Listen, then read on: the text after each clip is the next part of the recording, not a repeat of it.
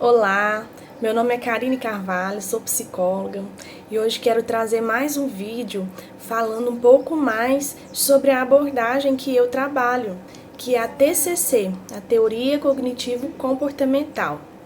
É muito importante estarmos familiarizando os pacientes com essa abordagem, porque uma das principais características dela é a psicoeducação, onde o próprio paciente ele vai se tornando o próprio terapeuta, onde ele vai encontrando ali maneiras, mecanismos de lidar, de aprender, a lidar com as suas emoções.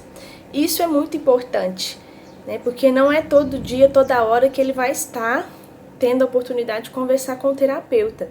E ele precisa encontrar os recursos necessários para que ele consiga fazer isso sozinho, depois aí de estar sendo acompanhado também pelo profissional. Então, uma das principais características da TCC é o modelo cognitivo, onde é baseado toda essa abordagem. E esse modelo cognitivo, ele vai falar, da importância dos nossos pensamentos e o quanto os nossos pensamentos estarão influenciando diretamente na forma como nós nos comportamos, como nós vemos, o mundo, as pessoas e agimos nessa vida.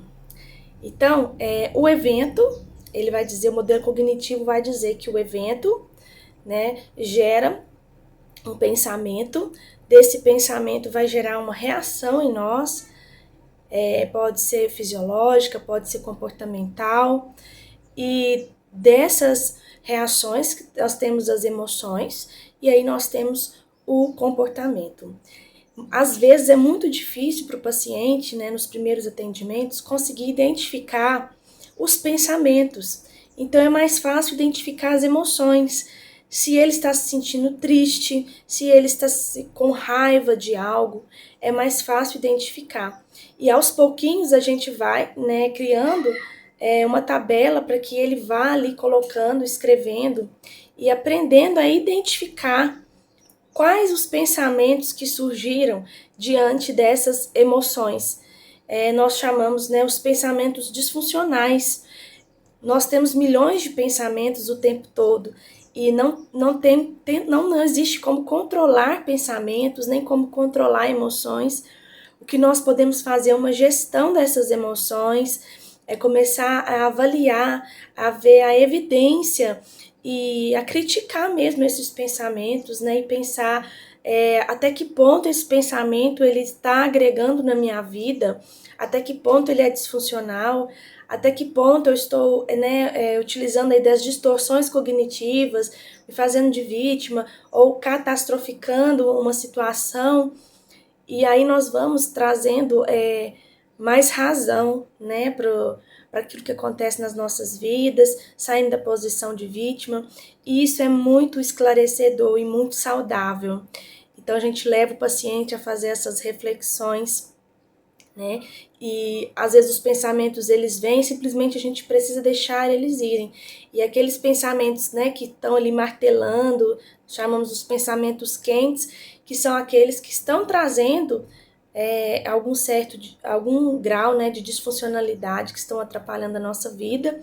A gente pode questioná-los e a gente aprende, a ressignificar e a pensar de uma forma mais saudável para a nossa saúde, para o nosso bem-estar.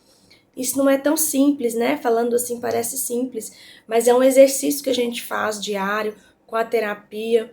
Nós começamos a fazer isso de uma forma automática. Primeiro a gente faz as tabelinhas, identificando o que é emoção, o que é comportamento, quais são os pensamentos, e logo a gente consegue fazer isso aí, aplicar isso no nosso dia a dia. Esse é o maior desafio e é o que vale a pena, a gente conseguir aplicar essa teoria para a gente ter mais saúde, mais qualidade de vida.